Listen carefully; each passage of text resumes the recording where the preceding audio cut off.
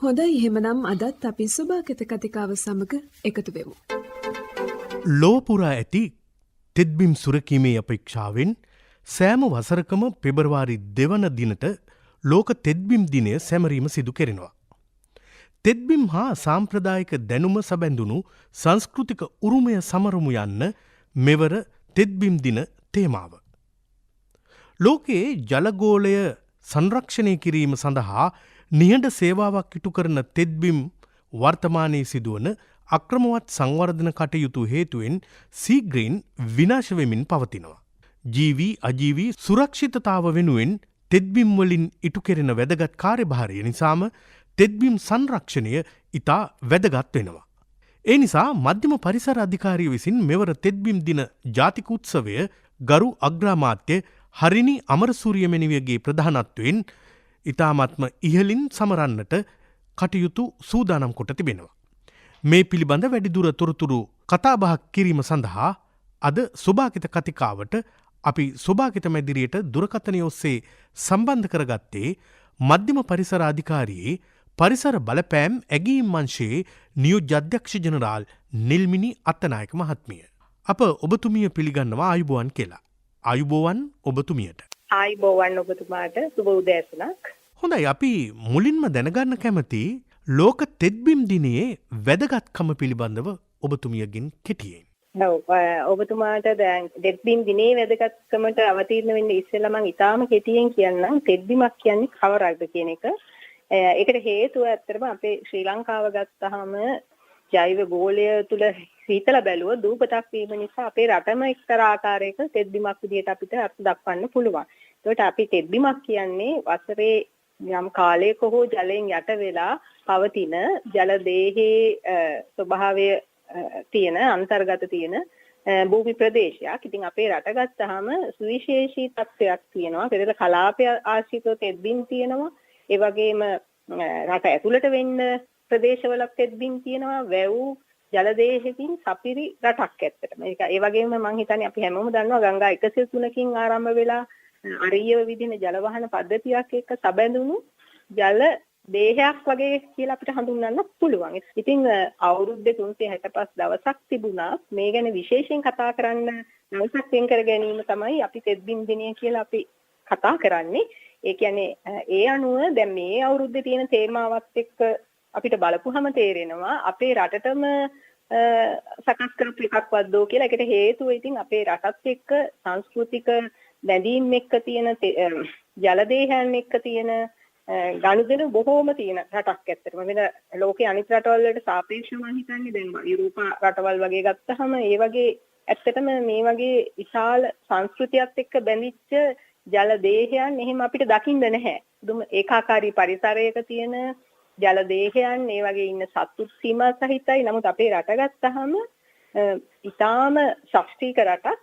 ඒ වගේම හැම තැනම ජල දේහ ඒවත් එක්ක බැඳිච්ච සත්තු චර්යා විවිධත්වයකින් සපිරි රටක්. එතකොට අපේ රටට ගැළපෙන විදිහටම තේමාවක් ලැබුණදෝ කියලා හිතෙන තරමටම මේ වසරේ ජගත් තෙත්බිම් දින සැමරුමේ තේමාව ගැන අපිට පේනවා.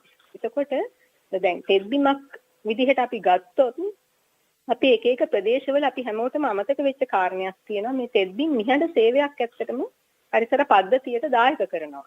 එතකොට මේ නිහඬ නිසා අපි වැඩි ගණන් එච්චර අපේ මනසට ඒක ගෝචර වෙන්නේ නැහැ.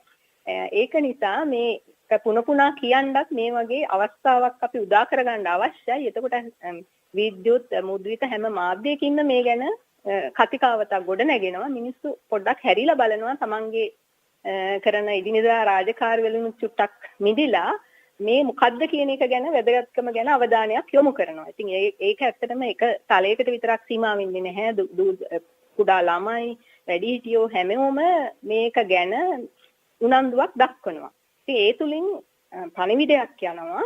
අපි ජාතික මට්ටමින් ගත්තොත් අපේ රට තුල කතිකාවතක් තෙත්බිම් වල වැදගත්කම සහ ආරක්ෂා කිරීම කවරක්ද කියන එක සම්බන්ධයෙන් ගොඩ නැගෙනවා. ඒ වගේම අනිත් කාරණාව තමයි දැන් අපි වටා තියෙන මේ තෙත්බිම් ගැන අපි වෙන වෙනම කතා කරාට අපි ඒකට බැහැලා හොඳට මනසින් ඒ දේ ආවර්ජනය කරලා අපි කරන ප්‍රමාණය හරිම අඩුයි. ඉතින් අර මේ වගේ වැඩසටහන් මේ වගේ දේවල් වලින් අපිට හොඳ ආරම්භයක් එනවා. ඒ කියන්නේ අඩුම තරමින් පුද්ගලයන් කීප දෙනෙක්ගේ හරි මේ බීජය පැලවෙනවා. ඉතින් ඒක ඇත්තටම හරි වැදගත්. ඒ නිසා තමයි මේ තෙත්බිම් දිනයක් කියලා සැමරුමක් ලෝකේ හඳුනාගෙන මුලින්ම ඉරානයේ රම්සාන් නුවරින් තමයි මේක සම්මුතිය ආරම්භ වෙන්නේ 1971. ඊට පස්සේ අපේ ශ්‍රී ලංකාවත් ඒකට එකතු වෙනවා 1990. ඇත්තටම වනජීවි සංරක්ෂණ දෙපාර්තමේන්තුව තමයි ඒකේ රටක් විදිහට ඉන්නකොට එතන සම්බන්ධීකරණ කටයුතු සිදු කරන්නේ රම්සා සම්මුතියත් එක්ක. ඊට මධ්‍යම පරිසර අධිකාරියක් මේකට එකතු වෙලා අපි කටයුතු කරනවා. ඉතින් අර ලෝක තෙත්බිම් දිනයක් කියන එක පැවතීම ඇත්තටම ඉතාම වැදගත්. හේතුව අර නිහඬ සේවයක් කරන කණ්ඩායමක්, ඒ කියන්නේ සත්තු ශාක ඒ වගේ ගත්තාම ඇත්තටම මේගොල්ලන්ගේ අපිට මෙහෙම සද්දයක් ඒගොල්ලන් කියන්නේ නැහෙනේ අපි මේ බොහොම වැදගත් කට්ටියක්. නමුත් අපි ඒ දේගොල්ලන් ඒව දිහා බලලා අපි ඒකේ වැදගත්කම වින්දනය කරන්න සහ ඒ ගැන යම්කිසි සංඥාවක් අපිට එකතු කරගන්න අලුතෙන් දෙයක් එකතු කරගන්න අවස්ථාවක් කියලා මම හිතනවා. හොඳයි. දැන් මෙවර තෙත්බිම් දිනය සැමරීම සංවිධානය කරනු ලබන්නේ ඔබතුමිය නියෝජනය කරන අංශයේ යටතේ. ඒ අංශයේ ස්වාභාවික සම්පත් කළමනාකරණ ඒකකය මගින් තමයි මෙම තෙත්බිම් සැමරුම් උත්සවයේ සංවිධාන කටයුතු පිළිබඳව ඒ වගකීම තිබෙන්නේ. අපිට පොඩ්ඩක් මෙන්න මේ පිළිබඳව පැහැදිලි කිරීමක් කරන්නට පුළුවන්ද? ඔව්. අපි මේක පවත්වීමට සංවිධානය කරලා තියෙන්නේ අපේ ගම පරිශ්‍රයේ. ඒකට හේතුව ඇත්තටම අපේ ගම පරිශ්‍රය ආශ්‍රිතව පවතින්නේ තෙත්බිම් ගණනාවක් අපි දන්න විදිහට පවතින ප්‍රදේශයක්. එතකොට අපි මේක සමස්තයකට බැලුවොත් අපි මේ සඳහා පාසල් දූදරුවන් ඒ වගේම රාජ්‍ය ආයතන තෙත්බිම් කළමනාකරණය සඳහා දැනට ඍජුව සහ වක්‍රාන්විතව දායක වෙන ආයතන ඒ සියලු දෙනාගේම සහභාගීත්වයෙන් තමයි පවත්වන්න තීරණය කරලා තියෙන්නේ. එතකොට මේ වැඩසටහන අපි උදේ 8:00 ඉඳන් දවල් 11:00 වගේ වෙනකන් කාලයක් ඇතුළත තමයි සංවිධානය කරලා තියෙන්නේ. දරුවන්ගේකින් ඇත්තටම අපි බලාපොරොත්තු වෙන්නේ ඉස්කෝලේ යන දූ දරුවන්ට ඒ පිළිබඳව පරිසරයේ කොටස්කාරයන් කියන පණිවිඩය ඒගොල්ලන්ට දැනුවත් වීමක් එතනින් වෙනවා. ඒ වගේම අපි මේ දිවයින පුරා දීප ව්‍යාප්ත චිත්‍ර තරඟයක් පැවැත්වුවා. විවිධ වයස් කණ්ඩායම් වල පාසල් දරුවන් සහ ඒ වගේම විවෘත චිත්‍ර තරඟයක් පැවැත්වුවා. එතකොට මේ චිත්‍ර තරඟයේ ජයග්‍රාහකයන් වෙත අපි සහතිකපත් සහ තිලින ප්‍රදානය කිරීමට සංවිධානය කළා තියෙනවා. ඒ වගේම කුසලතා ඇගයීම් සහතික ප්‍රදානය කරන්නත් බලාපොරොත්තු වෙනවා. ඒ වගේම තෙත්බිම් කළමනාකරණය සම්බන්ධයෙන් සාම්ප්‍රදායික දැනුම සම්බන්ධව පරේක්ෂණාත්මක විචාරක වැඩසටහනක් අපි පැවැත්වුවා. ඒකත් ඇත්තටම අපි එතනදී මේ ක්‍රියාකාරකමට සමගාමීව ජාතික රූපවාහිනිය ඔස්සේ විකාශනය කරන්න බලාපොරොත්තු වෙනවා. ඒක ඇත්තටම අපි පැවැත්වුවේ බණ්ඩාරගම උයන්වත් පරිශ්‍රයේදී. ඒ විද්වත් කතිකාව සඳහා අපි සම්බන්ධ කරගත්තා සම්පත්දායකයන් කිහිප පළක්. රුහුණු විශ්වවිද්‍යාලයේ උපකුලපතිව සිටි මහාචාර්ය ගාමිණී සේනානායක මහතා ඒ මහතා විසින් එල්ලංගා පද්ධතියක වැදගත්කම සහ තෙත්බිම් කළමනාකරණය පිළිබඳව අදහස් ප්‍රකාශ කරායේ විද්වත් කතිකාවදී.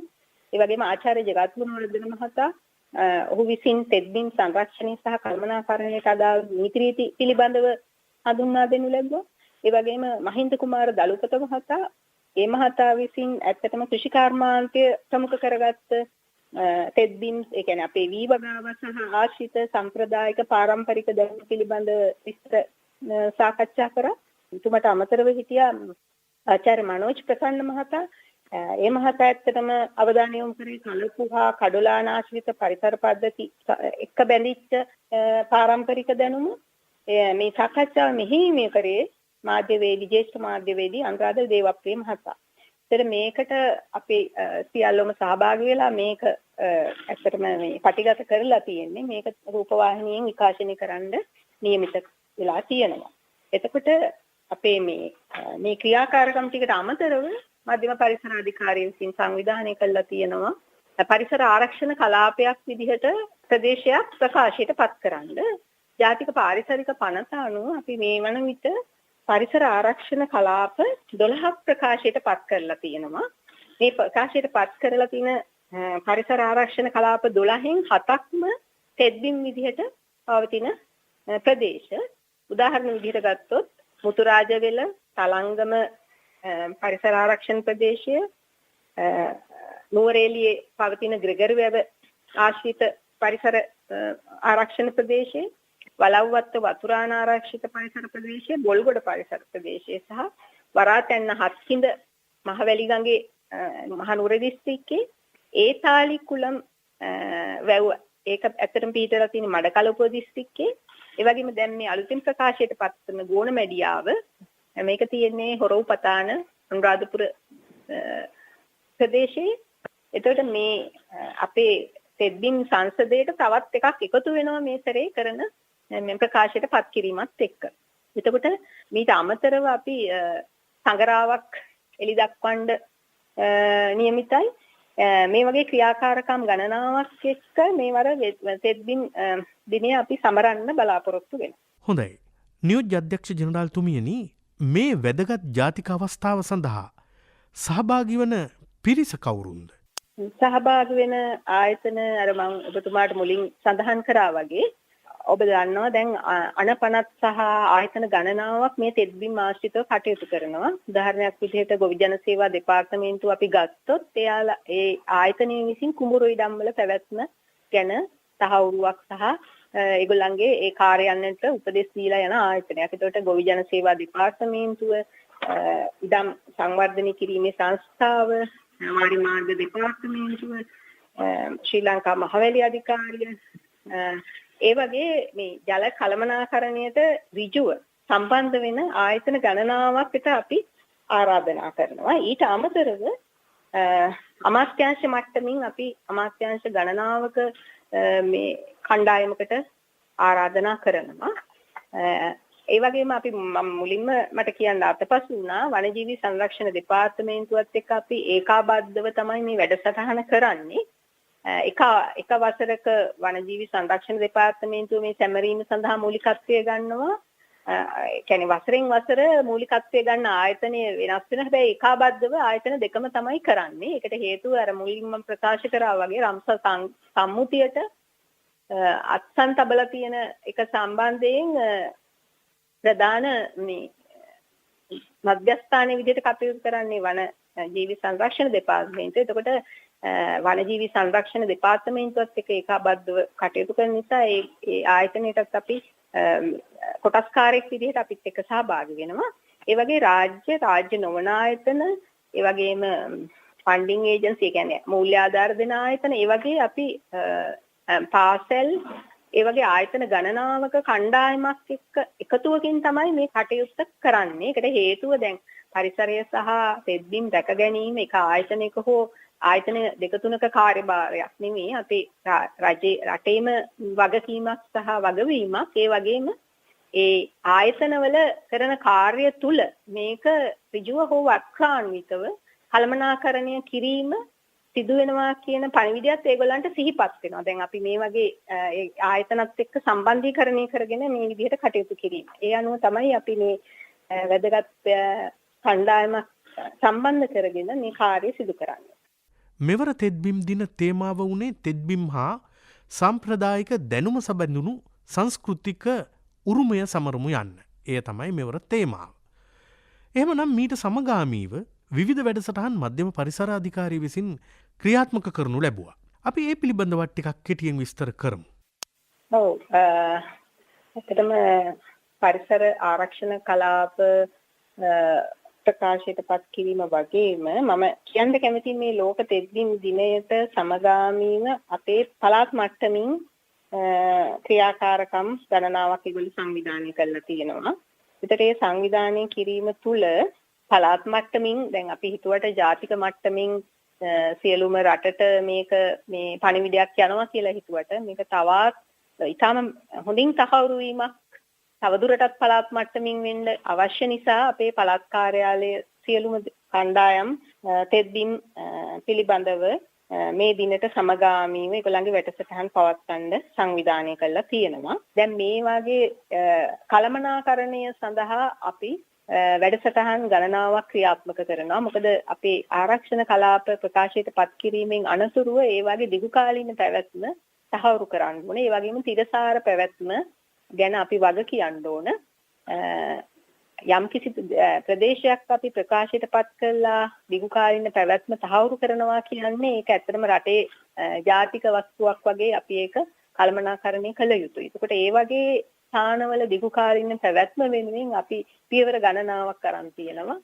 දැන් මේ ප්‍රකාශයට පත් කරපු සියලුම තෙත්බිම් ගත්තොත් ඒවට අදාළව කළමනාකරණ කමිටු ස්ථාපනය කරලා ප්‍රාදේශීය මට්ටමින් මේවා පාලනය කරගෙන මිනිස්සුන්ගේ ඒ කියන්නේ ඥානාන්විත භාවිතයන් වලට මේවා පවත්වාගන්නේ කොහොමද කියන එක සම්බන්ධයෙන් කටයුතු සහ ක්‍රියාකාරකම් වලට අවතීර්ණ වෙනවා.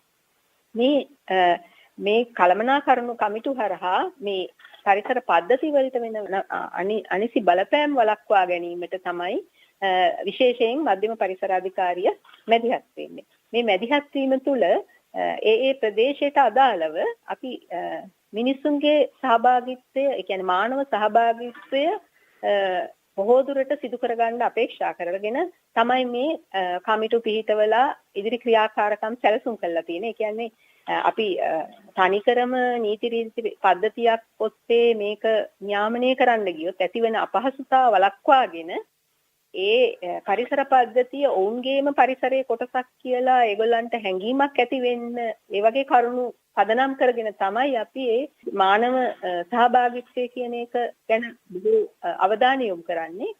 ඒ වගේම දැන් අපි හිතුවොත් දැන් තලංගම ස්වභාවික පරිසර ආරක්ෂණ කලාපය ගත්තොත් කොළඹ දිස්ත්‍රික්කයේ රාජධානී පැවති සමයවලදී මේ ප්‍රදේශයේ වැඩි කුඹුරු ප්‍රමාණයක් අස්තද්දපු ප්‍රදේශයක් තමයි මේ තලංගම වැවාශ්‍රිත පරිසර පද්ධතිය. එතකොට ඒ පරිසර පද්ධතිය ගත්තාම ඒකේ ක්‍රියාකාරකම් කොළඹ ගත්තාම අපි දන්නවා භූමිය පිරවීම ඒ වගේම විවිධ ක්‍රියාකාරකම් වලට පවතින ස්වභාවික ජල දේහ වලට අපිරිසිදු ද්‍රව්‍ය එකතු වෙන ඒ වගේ මානව ක්‍රියාකාරකම් නිසා ඒ පද්ධතින් වල තියෙන අභියෝගය හරි වැඩි. ඒක නිසා තමයි දැන් ඒ වගේ පරිසර පද්ධතියක් ගත්තොත් අපේ ප්‍රකාශයට පත් කිරීම තුළ ඒවා සංරක්ෂණය වෙලා කළමනාකරණය වෙනවා. ඒ වගේ දිගුකාලීන පැවැත්ම සඳහා තමයි අපි මැදිහත් වීම සහ ක්‍රියාකාරී විය යුත්තේ.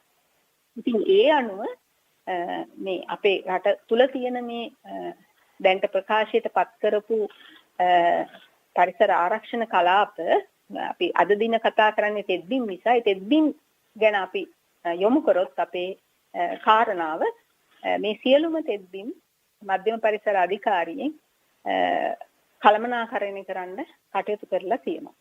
හොඳයි. මධ්‍යම පරිසර අධිකාරිය විසින් මෙරට තෙත්බිම් සුරකීමට ගෙන ඇති පියවර මොන වගේද?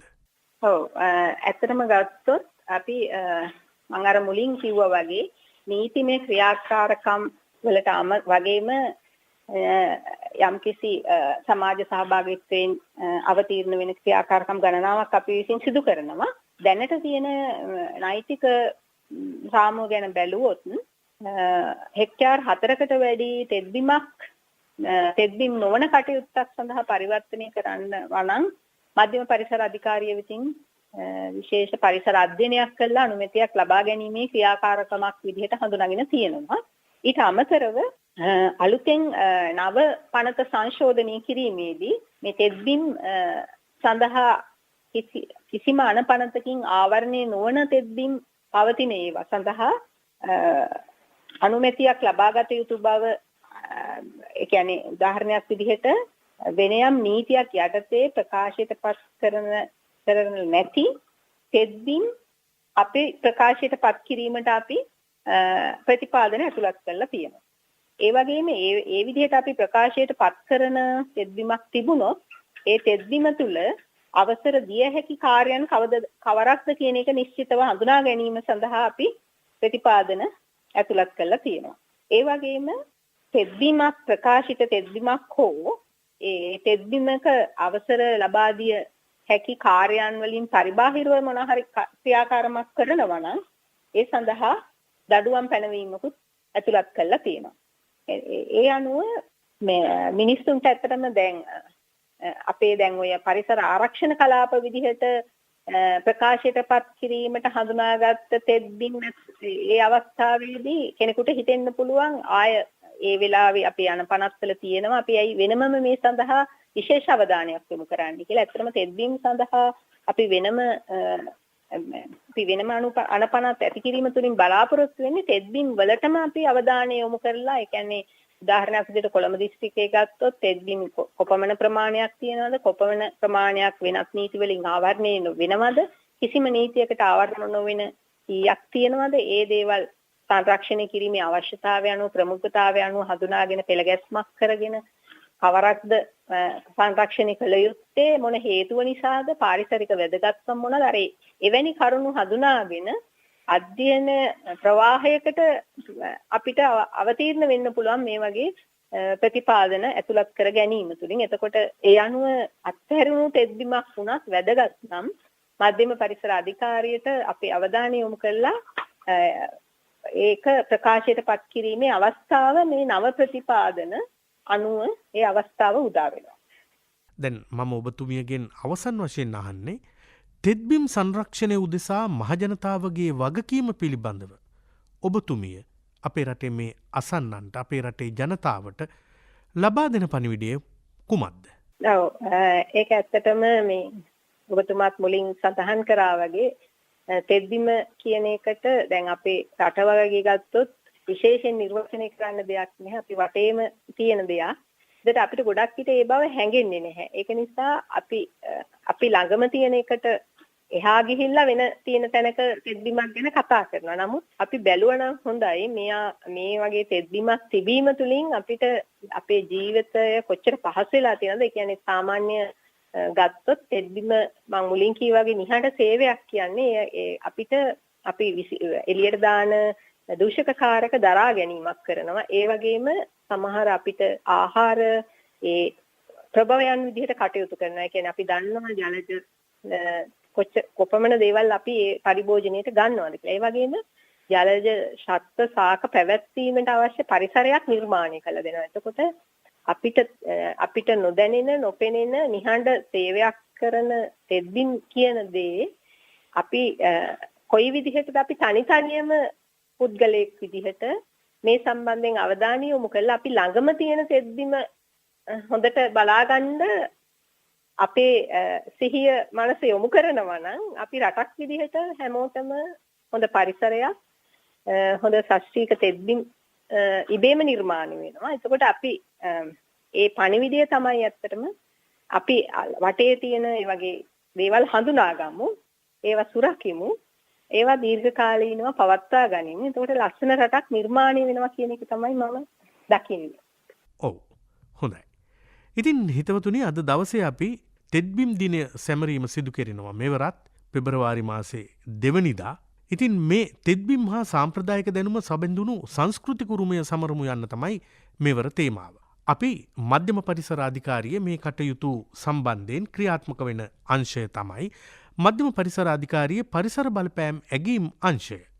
ඉතින් එහි නියෝජ්‍ය අධ්‍යක්ෂ ජනරාල් නිල්මිනි අත්තනායක මහත්මියයි අද දවසේ අපේ කතාබහට අපි සම්බන්ධ කරගත්තේ. හොඳයි එහෙමනම් ඔබතුමියට බෙහෙවින් ස්තුතිවන්ත වෙනවා අද දවසේ අපත් එක්ක කතාබහ කිරීම පිළිබඳව විශේෂයෙන්ම සෝභාකිත කතිකාවට දුරකථන මාර්ග ඔස්සේ සම්බන්ධ වීම පිළිබඳව. බොහොම ස්තුතියි. ආයුබෝවන්. ආයුබෝවන්. බොහොම ස්තුතියි.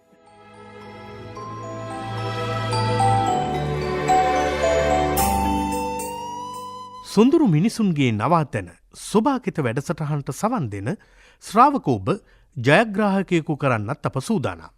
ඒ සඳහා ඔබ කළ යුත්තේ සතිපතා අප අසන පැනයට නිවැරදි පිළිතුර මෙන්ම ඔබගේ නිවැරදි නම හා ලිපිනේද සඳහන් කොට 071 දුරකථන අංකයට කෙටි පණිවිඩයක් යොමු කිරීම පමණයි. තෝරාගන්නා ජයග්‍රාහකයින් 3 දෙනෙක් සඳහා සතිපතා මුදල් ත්‍යාග සමග වටිනා පාරිසරික ප්‍රකාශන කට්ටලයක් බැගින් පිරිනමනු ලබනවා. හොඳයි එහෙමනම් මුදල් තෑගි සමගින් වටිනා පාරිසරික ප්‍රකාශන කට්ටල ඔබ වෙත තිලින කිරීම සඳහා මෙවර සෝභාකිතින් අපි ඔබෙන් අසනු ලබන පැනයයි මේ. මෙවර ජාතික තෙත්බිම් දින සැමරීම් උළෙලේදී නම් කිරීමට නියමිත පාරිසරික ආරක්ෂක ප්‍රදේශය කුමක්දැයි නම් කර එවන්න. යළිත් අසන්නම් ප්‍රශ්නය මෙවර ජාතික තෙත්බිම් දින සැමරුම් උළෙලේදී නම් කිරීමට නියමිත පාරිසරික ආරක්ෂක ප්‍රදේශය කුමක්දැයි නම් කර එවන්න. ඔබේ නිවැරදි පිළිතුර 071 834 96 52 අංකය ඔස්සේ කෙටි පණිවිඩයක් ලෙස වගේම WhatsApp පණිවිඩයක් ලෙසද අප වෙත එවීමට පුළුවන්. ඔබගේ කෙටි පණිවිඩය එවීමේදී නිවැරදි පිළිතුරු සමග අනිවාර්යෙන්ම ඔබේ නම සහ ලිපිනයද එවීමට අමතක කරන්නට එපා.